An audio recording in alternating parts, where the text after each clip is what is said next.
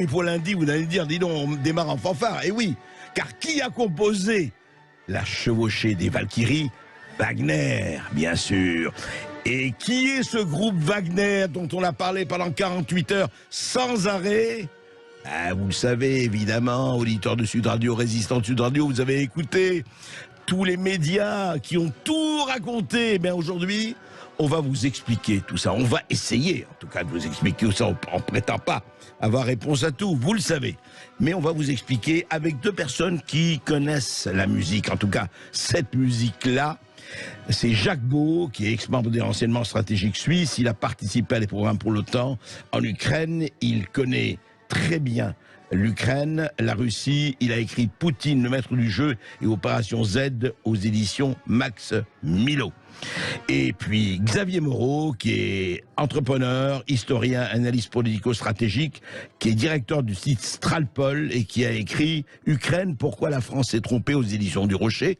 On va également la voir et avec tous les deux, on va essayer de comprendre cet incroyable feuilleton de 24 heures et surtout les suites.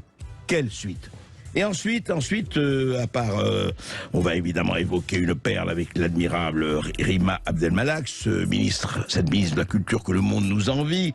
Et puis on va recevoir aussi un anthropologue, quelqu'un qui fait les états des lieux aussi formidable état des lieux, c'est Jean-Dominique Michel, anthropologue de la santé. Avec lui, on va parler de santé publique. Il a exercé pendant 20 ans comme expert en santé publique. Vous voyez, un programme extrêmement riche et ouvert et évidemment wagnérien. Sud Radio Berkov dans tous ses états. Le fait du jour. La chevauchée des Valkyries. Wagner, le groupe Wagner. Mais qu'est-ce qu'il a fait, ce groupe Wagner, depuis 48 heures? On avait entendu parler de Bakhmout, on savait. Wagner, on le sait en Afrique, on le sait un peu partout, ce groupe, allez, appelons-le pudiquement de prestataires de services, certains disent milices, d'autres disent mercenaires, etc. Et puis tout d'un coup, pendant 48 heures, c'était le coup d'État, la destruction, Poutine à Saint-Pétersbourg, il fonçait vers Moscou, enfin c'était ça. C'était, allez, le putsch d'Alger, c'était les parachutistes, mais alors version, attention, internationale. Et pour en parler, et pour voir les conséquences, nous sommes avec deux personnes qui connaissent la musique, que nous avons déjà reçues. Jacques Beau, bonjour Jacques Beau. Bonjour. Bonjour. Et ex-membre des renseignements stratégiques, je rappelle qu'il a participé à des programmes pour l'OTAN en Ukraine en 2014 et 2017, et il a écrit Poutine, le maître du jeu, l'opération Z, l'Ukraine, entre guerre et paix, c'est le cas de le dire, aux éditions Max Milo. On vous a reçu à plusieurs reprises, Jacques Beau est toujours avec plaisir. Xavier Moreau, bonjour. Bonjour. Bonjour, vous êtes historien, vous êtes analyste politico-stratégique. Alors, Jacques Beau, il est en Belgique, Xavier Moreau est à Moscou. Vous avez écrit Ukraine, le livre noir de la gauche française, et Ukraine, pourquoi la France s'est trompée. Alors, je voudrais vous demander à tous les deux, au fond, qu'est-ce qui s'est passé? Est-ce qu'on peut aujourd'hui, avec un peu de recul, quelques heures de recul, faire le bilan, en tout cas un premier bilan, hein, soyons toujours prudents. Alors moi j'ai des questions très précises à vous poser, à Jacques Beau et à Xavier Moreau. Alors je commence par Jacques Beau. Alors, Jacques Beau, est-ce que Poutine savait, 48 heures à l'avance, ce qu'allait faire Prigojine, et en tout cas ce qu'allait tenter Prigojine? Est-ce que la CIA savait? Parce que tout est sorti. Oui, c'est un coup d'État. Oui, Prigojine a été payé par la CIA. Et puis on a vu quand même, on va pas raconter tout le déroulé, il a été partout. On a vu qu'effectivement Poutine a soigneusement évité de prononcer le nom du Prigojine, le patron, enfin le patron, l'homme de Wagner, le fondateur de Wagner. Il a effectivement, et on sait que donc ils se sont retirés, ils ont fait demi-tour, jusqu'où ils sont allés, parce qu'on racontait qu'ils étaient à 200 km de Moscou, alors qu'ils étaient à Rostov-sur-le-Don. Et puis on sait qu'aujourd'hui, enfin on suppute qu'aujourd'hui, Prigojine est en Biélorussie, et dit-on à 100 km de Kiev. Alors paradoxe ou pas. Alors Jacques Beau, qu'est-ce qui s'est passé ? Si on peut résumer. Alors, tout d'abord, pour comprendre ce qui s'est passé, il faut revenir à la bataille de Bakhmout. Oui. La bataille de Bakhmout n'avait pas pour objectif de prendre la ville, mais de détruire l'ennemi qui était à l'intérieur. C'est ce qu'avait dit le général Surovikin le 18 octobre de l'année passée.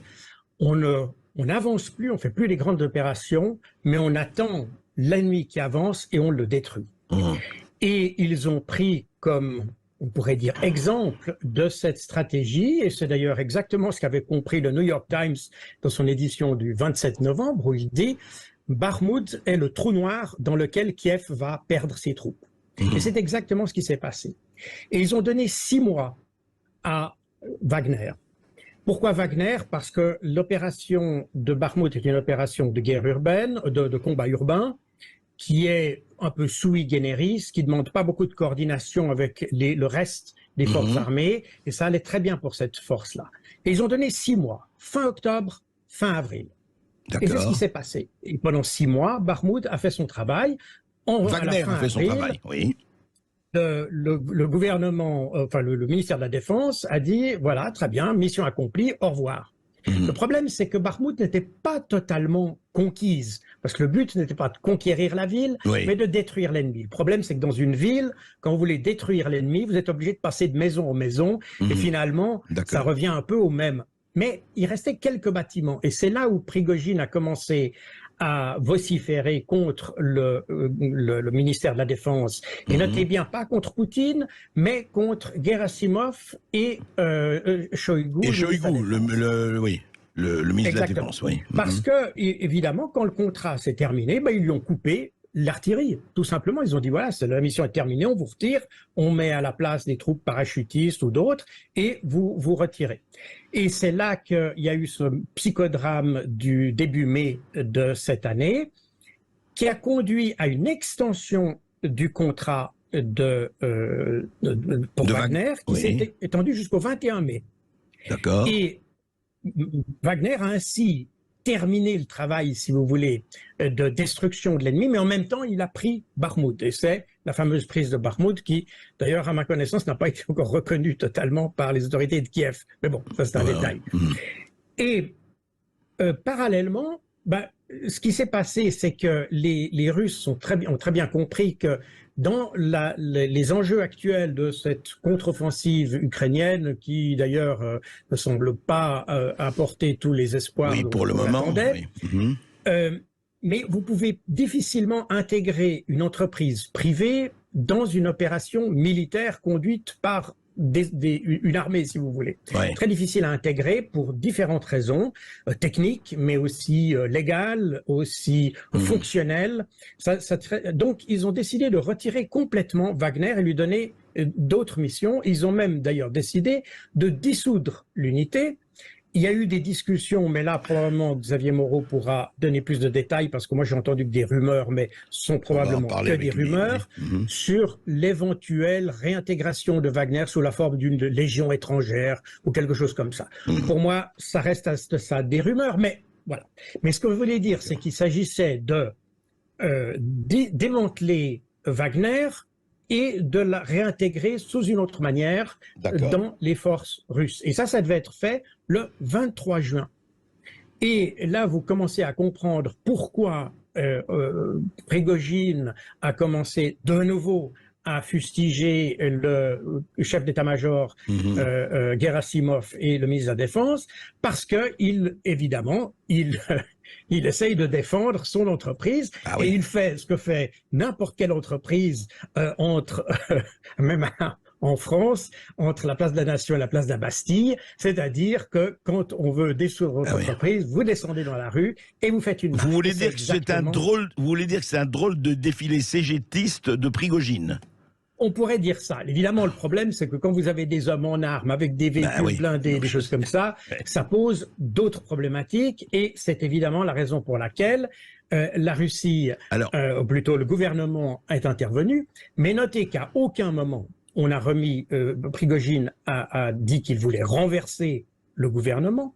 À aucun moment, on a dit qu'on voulait supprimer ou retirer Gerasimov ou Shoigu, qui sont responsables de l'idée du démantèlement de Wagner, mais c'est l'unique raison pour laquelle Prigojine, même si lui serait plus va-t-en-guerre, il est un peu, il serait à la limite opposé à la stratégie de Surovikin de défendre les positions actuelle et d'être plus offensif. D'accord. Mais voilà en gros le schéma. Voilà le schéma. Alors Jacques Beau, on va vous redonner la parole, mais justement, je voudrais donc m'adresser à Xavier Moreau. En fait, ce serait donc, je dis selon Jacques Beau, entre autres, une volonté de dire, écoutez, Wagner, vous avez fait le boulot, vous avez d'autres boulots à faire, et Prigojine, et même on va peut-être dissoudre, en tout cas, le groupe. Comment vous voyez en fait l'origine de tout ça? Parce que c'est allé loin quand même. Il y a eu une espèce de soulèvement. Alors il y a eu Rostov, mais vous étiez là-bas. Vous êtes en Russie. Comment vous voyez la chose là, ce qui s'est passé? Il faut voir que l'arrivée des compagnies militaires privées, Wagner était la plus grande et la plus puissante des compagnies militaires privées. Mais c'était pas la seule. Je me suis rendu à quelques occasions dans le Donbass et j'ai pu rencontrer des volontaires. J'en ai rencontré aucun de Wagner en fait, mais j'ai rencontré des volontaires dans d'autres compagnies militaires privées. Il faut voir que ça répondait à une nécessité pour l'État russe et qu'officiellement, l'État russe n'est jamais intervenu dans le Donbass. Mais évidemment, il y a eu énormément de volontaires et de militaires russes qui sont allés se battre à partir de 2014. Et tout ça devait être organisé, payé. Donc vous avez toute une série de compagnies militaires privées qui ont été déployées. Et c'était, on va dire, une nécessité parce que quand vous voulez intervenir sur un territoire et que vous voulez pas que ce soit officiel, vous faites, tout le monde le fait, les États-Unis le font, la France le fait, vous avez des compagnies militaires privées. Or, ça, ce qui est acceptable à l'époque où effectivement les républiques autoproclamées ne faisaient pas partie de la Russie, maintenant c'est inacceptable pour un État de droit qui se tient. Et donc il fallait à terme, comme l'a très bien expliqué le colonel Beau, mettre un terme à cette situation qui n'est pas normale. Encore une fois, je pense que Wagner a de beaux jours devant soi en Afrique ou en Syrie ou ailleurs. En revanche, sur le territoire russe, évidemment que ça devait cesser. Et vous avez fait un parallèle dans votre introduction avec le putsch d'Alger. J'ai vu que Régis de Castelnau l'a fait aussi, et je l'ai fait aussi d'ailleurs le matin de l'opération, en disant ça finira comme le putsch des généraux pour deux raisons. La première raison, c'est que il n'y a pas de projet politique. Enfin, en tout cas, pas sérieux. Et la deuxième raison, c'est que ce qu'attendait Prigojine, c'était un soutien de Vladimir Poutine. De la même manière que les généraux attendaient un minimum de considération de la part du général de Gaulle, qu'ils n'ont pas obtenu. Et à partir du moment où Vladimir Poutine a dit que c'était une trahison, sans nommer effectivement Prigojine, c'était la fin. C'était la fin, c'était terminé de la même manière que le putsch des généraux, même s'il a duré encore 4 jours. Une fois que le général de Gaulle a désigné le carteron de généraux, c'était terminé. Voilà. Donc on est effectivement dans cette configuration-là, et il faut voir que donc pour revenir sur ce que disait le colonel Beau, ce qu'a demandé le ministère de la Défense aux unités donc de volontaires, aux compagnies militaires privées, c'est-à-dire de s'intégrer dans l'armée russe, toutes les autres compagnies militaires privées l'ont accepté. Le seul qui n'a pas accepté, c'est Prigojine, parce qu'il était puissant. Et je pense qu'il y a Xavier Moreau, excusez-moi, est-ce qu'on a des faits? Est-ce que d'abord, il y a eu vraiment prise d'armes, destruction d'hélicoptères russes par Wagner? Et est-ce que, première question, et seconde question, est-ce que les 3/4 de Wagner ont prêté allégeance, enfin ont accepté d'intégrer à la défense russe, enfin l'armée russe? Écoutez, sur les destructions de matériel, pour l'instant, moi, je n'ai eu aucune confirmation et j'attends les déclarations du ministère de la Défense. D'accord. Mais généralement, quand il se passe quelque chose, comme sur le front, comme ailleurs, avec le ministère de la Défense russe, il faut attendre 3 jours. Parce qu'eux-mêmes vérifient que ce soit bien passé. Donc, en tout cas, ça ne s'est pas fait sans heurts, quoi qu'il arrive. Le goût reste amer, même si Vladimir Poutine et son administration s'en sont bien sortis. En revanche, on peut dire que l'affaire a été liquidée. Enfin, si vous voulez, la répression de Vladimir Poutine a été beaucoup moins dure vis-à-vis d'une rébellion armée que celle des Gilets jaunes en 2018, si vous me permettez ce parallèle un peu osé. Parallèle osé, audacieux, mais pourquoi pas. Non, juste un mot. Et à votre avis, alors par rapport à tout ce qui s'est entendu, on en reparlera avec vous, par rapport au torrent de commentaires, mais ça c'est normal en 48 heures, est-ce que ça a permis à Poutine aussi de démanteler un certain nombre de gens qui dysfonctionnaient, pour employer ce mot, cette litote, ou pas? Écoutez, moi j'ai pas l'impression. La cible, c'était effectivement le ministre de la Défense, Shoigu, et le chef d'état-major, Gerasimov. Mais aujourd'hui, ce matin, on avait montré les images de Shoigu qui se rendait sur le commandement du front ouest.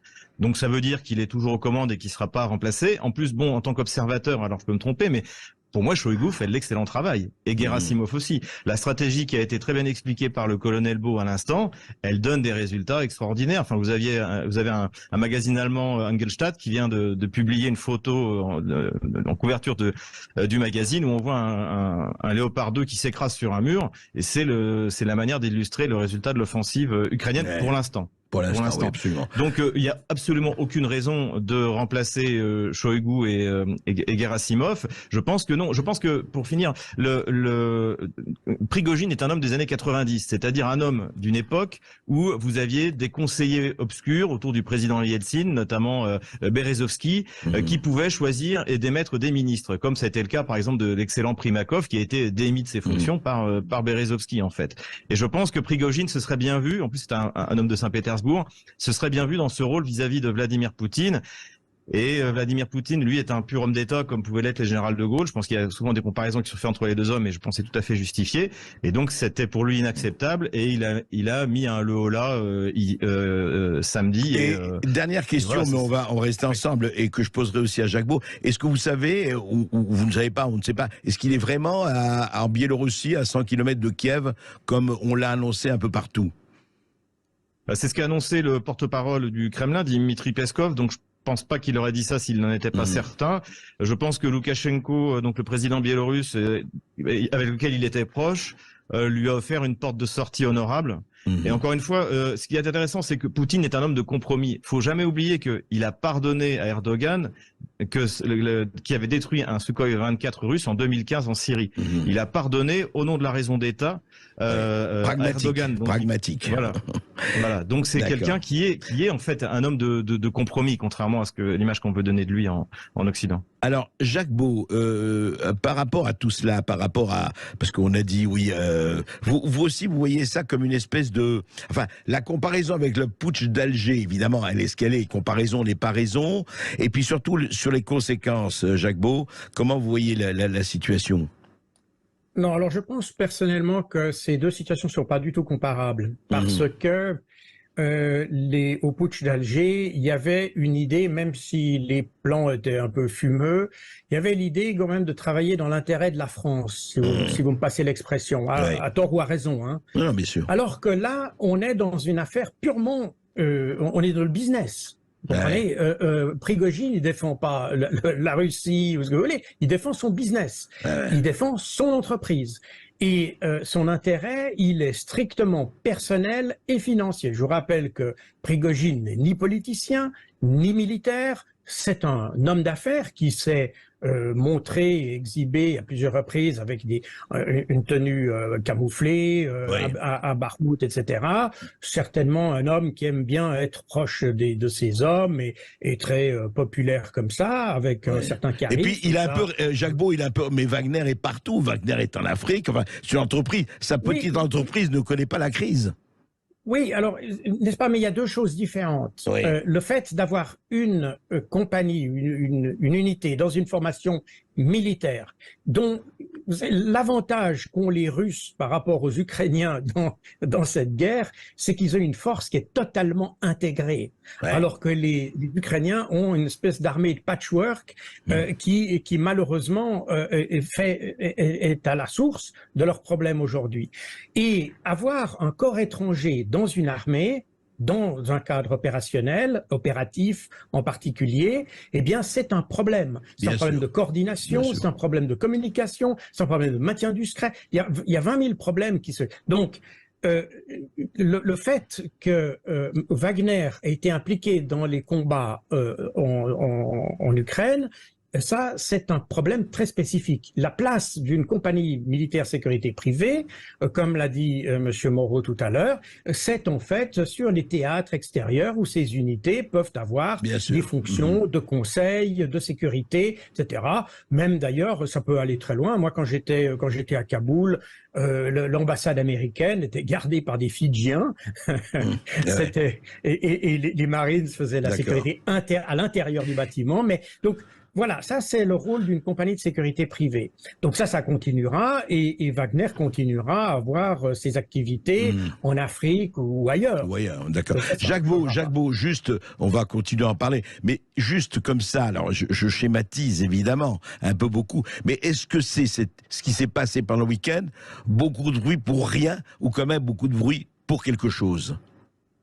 Alors évidemment, il y a eu des implications. D'abord, une implication, c'est que ça a conforté un petit peu l'idée de certains occidentaux que la contre-offensive ou la menace d'une contre-offensive ukrainienne allait déclencher une panique, allait déclencher des mouvements à l'intérieur de la Russie, etc. C'est d'ailleurs exactement ce qu'on a entendu sur la plupart des médias, si pas tous les médias d'ailleurs, qui se réjouissaient de l'instabilité qui avait été créée, qu'ils attribuent naturellement à cette contre-offensive. Ça n'a rien à voir, c'est deux choses distinctes.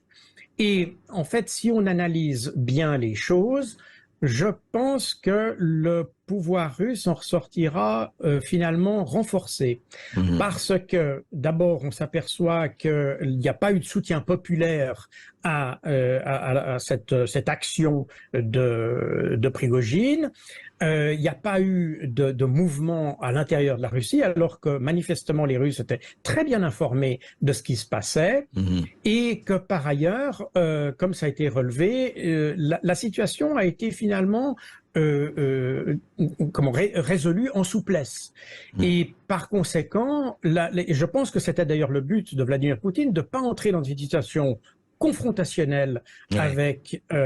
parce qu'il faut savoir, comme on l'a dit et comme l'a répété d'ailleurs Monsieur Moreau, Vladimir Poutine n'est pas un extrémiste, c'est plutôt un modéré. Oui, pragmatique. Prigojine, lui, je l'ai évoqué tout à l'heure, il n'est pas en opposition radicale avec le général Sourovikine, qui est le commandant en chef des forces russes en Ukraine. Néanmoins, il serait favorable à comme d'ailleurs beaucoup de radicaux, si j'ose dire, russes, serait beaucoup plus favorable à des opérations beaucoup plus offensives contre l'Ukraine, et non pas seulement défensives.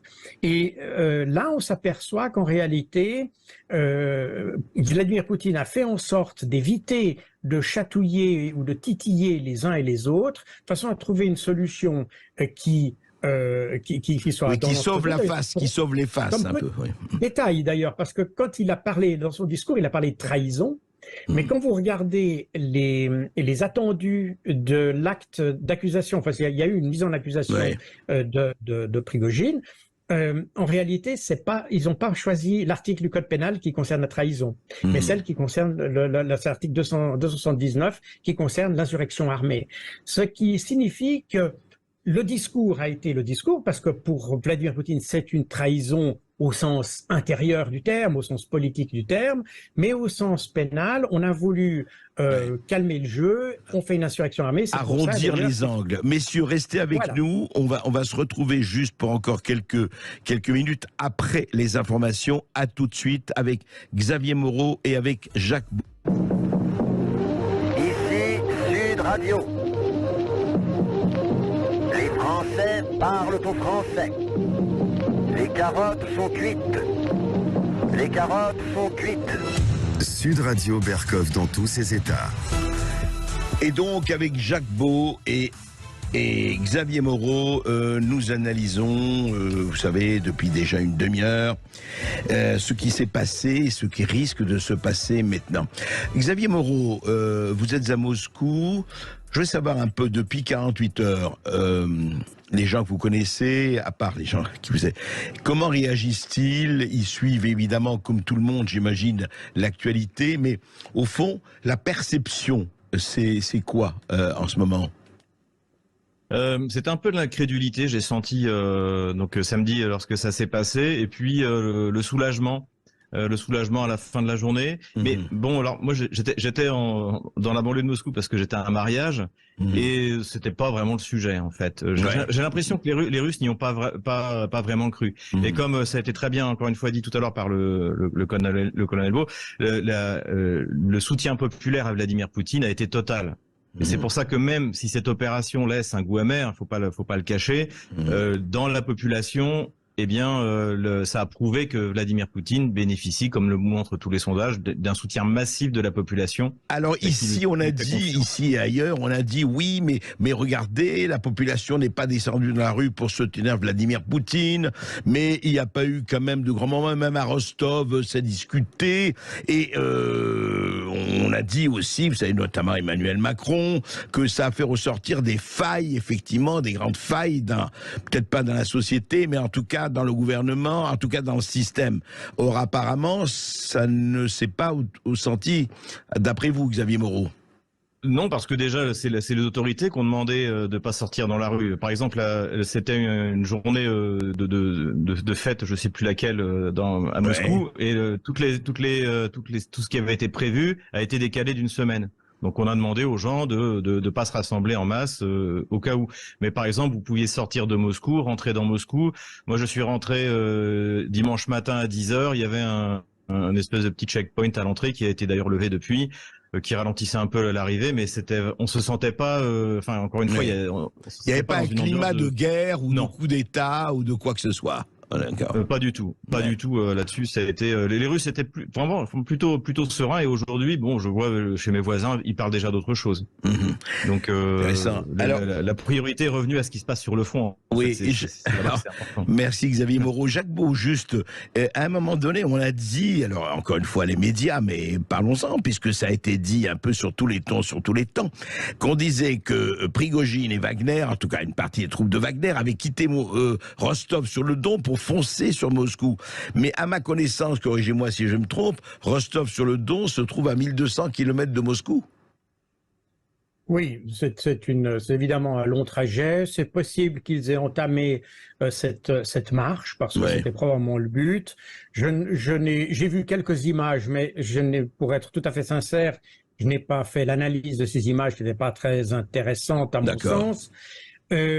Et la question qui serait à se poser, parce qu'il a dit qu'il avait 25 000 hommes, mais les images que j'ai vues et que beaucoup d'autres analystes ont vues ne montrent guère plus que quelques milliers d'hommes, mais probablement on est plus autour de 2000, voire éventuellement 4000 que 25 000. Pour conquérir le pouvoir, ça me paraît un peu mince, enfin, je ne sais pas. Mais le but n'a jamais été de conquérir le pouvoir. Ce n'est pas un coup. C'est là où on joue un peu sur les termes, mais un coup a comme objectif de renverser un gouvernement, de remplacer un gouvernement. Alors ici, on n'a jamais été dans ce modèle-là, et pas même pour démettre Gerasimov ou Shoigu. Certainement qu'il s'agissait de faire valoir leurs revendications de vive voix. D'après ce que certains ont dit, mais j'avoue que je n'ai pas vérifié ça, au départ, Prigojine aurait souhaité voir Gerasimov et Shoigu à Rostov, raison pour laquelle ils s'y sont rendus, et sont rendus au ce qu'ils pensaient être le poste de commandement de l'opération spéciale. Et apparemment, Gerasimov et Shoigu n'y étaient plus à Rostov, raison pour laquelle ils ont décidé d'aller à Moscou. Mais l'idée, c'était pas de les remplacer, de les arrêter ou de les éliminer. Le but, c'était simplement de leur faire valoir les revendications d'un chef d'entreprise, même des employés d'une entreprise, face au grand patron, si vous voulez. C'est à peu près ça le modèle. Mais évidemment, et c'est devenu, le problème est différent. Oui, et c'est devenu chez nous. Ça y est, Poutine est réfugié à Saint-Pétersbourg. Voilà. C'est la fin. Et on entend des gens dire c'est la fin. Poutine n'en a plus que pour quelques heures. Il faut peut-être un tout petit peu réfléchir.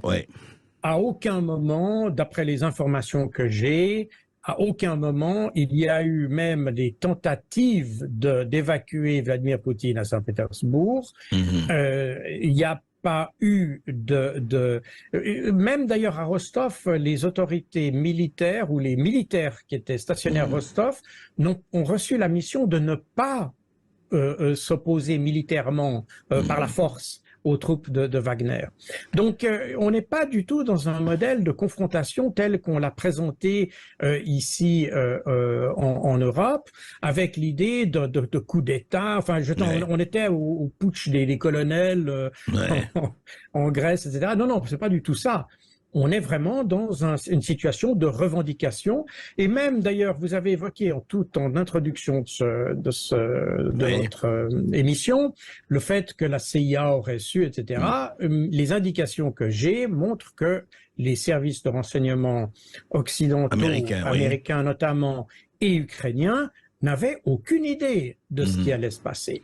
Ils avaient sans doute, parce qu'il y avait eu ces vociférations, on a dit à plusieurs reprises, au mois de mai déjà, on avait dit Prigojine pourrait essayer de, etc. C'est quelqu'un qui est très excessif dans son expression. Mais alors certainement qu'il y avait des gens qui ont fait des projections de ce type-là, mais personne ne savait que Prigojine avait prévu d'aller à Rostov et puis à Moscou. Et on a très bien vu d'ailleurs sur le terrain, parce que c'est comme ça qu'on pourrait voir, s'il y avait eu une prévision, on aurait dû en voir des conséquences éventuellement sur le déroulé des opérations du côté ukrainien. Or, ça n'a absolument pas été le cas. Il y a eu une tentative, mais qui a été stoppée. Merci beaucoup.